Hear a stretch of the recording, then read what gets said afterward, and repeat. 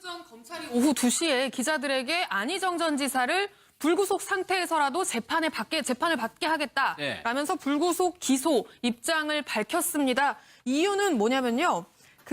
김지은 씨에 대해서 피감독자 간음, 강제추행, 업무상 위력에 의한 추행 등 범죄 사실 10개가 있다는 주장인데요. 좀 상세하게 설명을 해드리면 일단 러시아와 스위스 서울에서 4번에 걸쳐서 업무상 위력으로 간음한 것, 그리고 5회에 걸쳐서 기습추행한 것, 그리고 또 하나가 좀 지금까지 언론 보도에는 나오지 않았던 게 이제 추가가 됐는데 2017년 11월 26일에 관용차 안에서 2회 업무상 위력으로 추행한 부분, 이 부분까지 추가가 됐습니다. 그러니까 검찰은 3월 5일에 피해자가 피해 사실을 폭로한 이후부터 수사를 아주 다각도로 진행을 했다고 밝혔는데요. 참고인 조사도 하고 이 피해자의 핸드폰도 제출받아서 디지털 포렌식도 하고 여러 가지를 통해서 분석해본 결과 지금 한 달 정도 지난 건데요. 그 결과 이 안 전 지사는 합의에 의한 관계라고 주장하고 있지만 그럼에도 불구하고 피해자의 진술이 굉장히 일관적이고 상세하고 그리고 피해자의 피해 호소를 들었다는 주변 참고인들의 진술도 확보했다고 밝혔습니다. 그리고 피해자가 마지막 피해를 당하기 전 10여일 동안 이 컴퓨터에서 미투 관련 검색만 90회 했다는 컴퓨터 로그 기록도 확인을 했습니다. 그리고 그 당시에 피해자가 병원에서 진료받은 내역도 있었고요. 그리고 피해자에 대한 심리 분석도 진행을 했는데 그 모든 것에 비춰볼 때 안 전 지사에 대해서는 이 성폭행과 성추행 혐의가 인정된다라는 게 검찰의 입장입니다. 사실 이거는 증거가 없는 거여서 정황들을 봐야 되는데 이 부분인 것 같아요.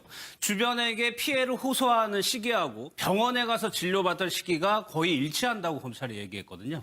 네, 그러니까 이 위력에 의한 부분은 그 당시 상황에 대한 직접적인 증거가 있으면 앞뒤의 정황을 봐야 될 텐데 주위 사람들에게 어떤 SOS를 했는지 몸 상태가 어땠는지 이런 것들을 가지고 이제 추정을 하는 수밖에 없어요. 근데 얼마 전에 기사에도 나섰던 것처럼 김지은 씨가 주변에 이런 사실을 얘기를 하면서 도움을 청하려고 했다 이랬던 진술이 나왔다 그랬거든요.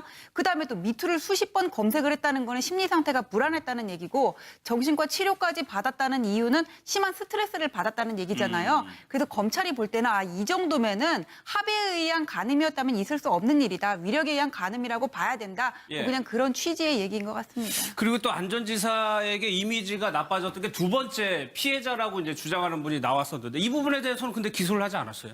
예, 그렇습니다. 김지은 씨의 폭로가 나오고 나서 안 전 지사의 싱크탱크로 알려졌던 그 연구소 있잖아요. 그 연구소의 연구원이 자신도 피해를 입었다라고 하면서 2016년부터 2017년까지 성폭행과 성추행을 당했다고 추가로 고소를 했는데 검찰이 이 부분에 대해서는 증거 불충분으로 불기소. 그러니까 증거가 부족해서 재판에 넘기지 않겠다라는 얘기입니다. 그래서 어떤 정도로 증거가 불충분한지에 대해서 기자들이 좀 추가로 물어봤는데 일단 피해자의 진술에 있어서 조금 진술은 있지만 약간 진술에 불일치하는 다른 정황들도 있어서 공소를 제기하는 데에는 증거가 부족하다. 공소를 제기할 만한, 그러니까 재판에 넘길 만한 충분한 증거를 확보했다고 보기 어렵다라는 게 이제 검찰의 입장입니다. 그리고 조금 전에 아까 김지은 씨 진료 기록에 대해서 얘기를 하셨는데 조금 정정하면 이제 뭐 정신과인지 어느 과인지 뭐 이런 어떤 진료를 받았는지에 대해서는 검찰이 공개하지 않았습니다. 그냥 병원 진료 기록이 있다라고만 확인이 됐습니다. 김지은 씨 거에 비교해 보면은 김지은 씨에게 갔던 정황 증거 이런 게 이제 발견이 안 됐다는 얘기로 해석이 될 수가 있는데 그러면 안희정 지사 입장에서 조금 억울할 수도 있다는 생각이 들거든요. 예, 이게 뭐 이렇게 고소를 당하는 경우에 굉장히 스트레스를 많이 받게 되거든요. 이게 안희정 전 지사가 아니라 뭐 일반인이라고 하더라도. 그래서 이에 대해서는 형사적으로 내가 억울하게 고소를 당했고 상대방이 내가 죄가 없음에도 불구하고 이렇게 일부러 고소를 했다는 것을 증거를 잡을 수 있다면 무고죄로 처벌이 가능합니다. 그리고 그렇지 않다고 하더라도 뭐 고소를 했다는 것 자체에 대해서 뭐 언론에도 알리고 이렇게 하면서 공익적 목적이 없었다고 본다면 명예훼손으로도 고소를 좀 검토해 볼 수가 있는 부분입니다. 공익적 목적이 없었다면, 공익적 목적이 있었다면, 그리고 또 사실이라면 그에 대해서는 명예훼손이 성립이 안 되거든요. 근데 그렇게 되고 또 이제 민사적으로는 안희정 전 지사가 만약에 변호사를 이제 선임을 해서 그 비용이 들었지 않습니까? 뭐 그런 부분에 대해서도 너가 허위로 고소를 해서 내가 손해를 입었다 이렇게 손해배상을 청구를 할 수는 있는데 무고죄가 인정이 되는 정도의 사실관계라면 그 명예훼손도 인정이 될 민사소송도 인정이 될 가능성이 높지만 그렇지 않다면은 인정이 안 될 가능성도 높을 것으로 보입니다. 안 전 지사와 관련해서 또 하나 이제 당시에 좀 제기가 됐던 것이 이른바 정치자금법 위반 혐의거든요. 오피스텔. 오피스텔 관련된 거. 그리고 연구소의 직원 월급을 대납해줬던 거 이런 부분들이 이제 그런 위반 혐의가 있지 않느냐라고 제기가 많이 됐었는데 예. 그 부분도 검찰이 이제 설명하기를 오피스텔 같은 경우에 안전지사가 한 5차례 정도 거기를 이용한 것으로 그렇게 이제 돼 있고 그것을 안전지사 혼자 사용한 게 아니고 그 소유자인 건설사 직원들도 같이 사용을 했던 걸로 네, 그렇게 조사가 됐습니다. 그러다 예, 보니까 이게 월세가 한 150만 원 정도가 되는데 예. 안전지사가 5번을 사용했으니까 금전적으로 얻은 이익이 한 25만 원 정도 된다. 그걸로 어떤 범죄 혐의를 하기는 너무 약하다라고 네. 이제 판단을 했고 그 직원 월급을 대납한 부분에 대해서도 정확한 어떤 대가성 부분을 좀 어떤 상관관계를 인정하기가 약하다. 네. 이렇게 봐서 그 부분도 이번 내용에는 포함이 되지 않았습니다. 예. 그 부분에 대해서도 확대할 계획은 없다고 그랬죠, 검찰이? 예, 그러니까 이게 말씀하셨지만 150만 원이면 한 달에 네. 150만 원이면 하루로 치면 5만 원 정도인 거잖아요. 근데 총 한 5번 정도 이용했다고 하면 건당 5만 원, 총 25만 원인데 이 김영란법에 지금 3, 50 룰이 있잖아요. 네. 이 룰에 비춰볼 때도 건당 5만 원이면 이게 법 위반으로 걸 만한 정도는 아니다라고 판단을 한 거고요. 월급 대납 같은 부분은 조금 고민을 한 것 같은데 대가성이 입증이 돼야 되거든요. 그런데 네. 이 대가성을 입증하려면 이 건설사가 충남도 안전지사가 이제 도지사를 맡았던 충남도가 어떤 영향력을 끼칠 수 있는 이 공사를 수주했다든지 예. 하는 어떤 그런 흔적들이 있어야 하는데 그간에 나왔던 의혹들과 다르게 검찰이 판단할 때는 이 건설사가 맡았던 공사 중에 충남도가 뭐 어떤 영향력을 행사할 수 있는 건은 없었다라는 게 이제 검찰이 수사한 결과입니다. 알겠습니다. 일단 검찰 수사 결과 기소 내용까지 전해드렸고요. 재판에서 뭐 또 추가된 내용이 있을 것 같습니다. 박 전 대통령 얘기로 넘어가겠습니다. 조금 전 검찰이 오후 2시에 기자들에게 안희정 전 지사를 불구속 상태에서라도 재판을 받게 하겠다라면서 불구속 기소 입장을 밝혔습니다. 이유는 뭐냐면요. 그 김지은 씨에 대해서 피감독자 간음, 강제추행, 업무상 위력에 의한 추행 등 범죄 사실 10개가 있다는 주장인데요. 좀 상세하게 설명을 해드리면 예. 일단 러시아와 스위스 서울에서 4번에 걸쳐서 업무상 위력으로 간음한 것, 예. 그리고 5회에 걸쳐서 기습추행한 것, 그리고 예. 또 하나가 좀 지금까지 언론 보도에는 나오지 않았던 게 이제 추가가 됐는데 2017년 11월 26일에 관용차 안에서 2회 업무상 위력으로 추행한 부분 이 부분까지 추가가 됐습니다. 예. 그러니까 검찰은 3월 5일에 피해자가 피해 사실을 폭로한 이후부터 수사를 아주 다각도로 진행을 했다고 밝혔는데요. 참고인 예. 조사도 하고 이 피해자의 핸드폰도 제출받아서 디지털 포렌식도 하고 여러 가지를 성폭행을 당했다고 성폭행과 성추행을 당했다고 추가로 고소를 했는데 예. 검찰이 이 부분에 대해서는 증거 불충분으로 불기소 그러니까 증거가 부족해서 예.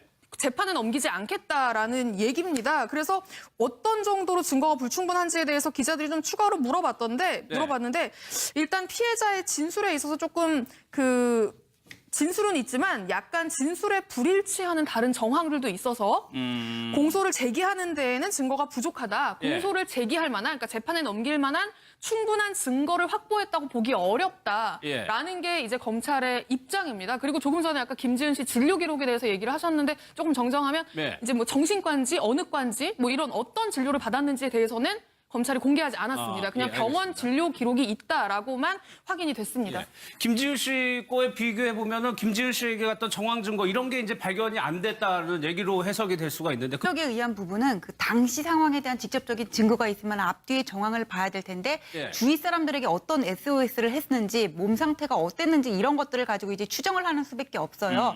근데 얼마 전에 기사에도 났었던 것처럼 김지은 씨가 주변에 이런 사실을 얘기를 하면서 도움을 청하려고 했다 이랬던 진술이 그랬죠. 나왔다 그랬거든요.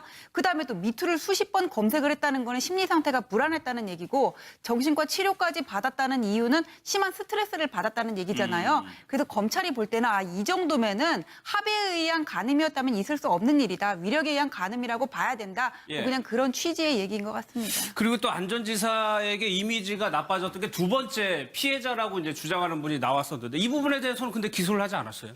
예, 그렇습니다. 그 김지은 씨의 폭로가 나오고 나서 예. 안전지사의 싱크탱크로 알려졌던 그 연구소 있잖아요. 그 연구소의 연구원이 자신도 피해를 입었다라고 하면서 2016년부터 2017년까지를 통해서 분석해본 결과 지금 한 달 정도 지난 건데요. 그 결과 이 안전지사는 합의에 의한 관계라고 주장하고 있지만 그럼에도 불구하고 피해자의 진술이 굉장히 일관적이고 상세하고 예. 그리고 피해자의 피해 호소를 들었다는 주변 참고인들의 진술도 확보했다고 밝혔습니다. 그리고 예. 피해자가 마지막 피해를 당하기 전 10여일 동안 이 컴퓨터에서 미투 관련 검색만 90회 했다는 컴퓨터 로그 기록도 확인을 했습니다. 그리고 예. 그 당시에 피해자가 병원에서 진료받은 내역도 있었고요. 그리고 피해자에 대한 심리 분석도 진행을 했는데 예. 그 모든 것에 비춰볼 때 안전지사에 대해서는 이 성폭행과 성추행 혐의가 인정된다라는 예. 게 검찰의 입장입니다. 사실 이거는 증거가 없는 거여서 정황들을 봐야 되는데 이 부분인 것 같아요.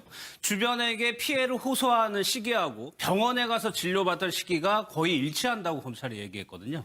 네, 그러니까 이 위력 그러면 안희정 지사 입장에서 조금 억울할 수도 있다는 생각이 들거든요. 예, 이게 뭐 이렇게 고소를 당하는 경우에 굉장히 스트레스를 많이 받게 되거든요. 이게 예. 안희정 전 지사가 아니라 뭐 일반인이라고 하더라도. 그래서 이에 대해서는 형사적으로 내가 억울하게 고소를 당했고 상대방이 내가 죄가 없음에도 불구하고 이렇게 일부러 고소를 했다는 것을 증거를 잡을 수 있다면 무고죄로 처벌이 가능합니다.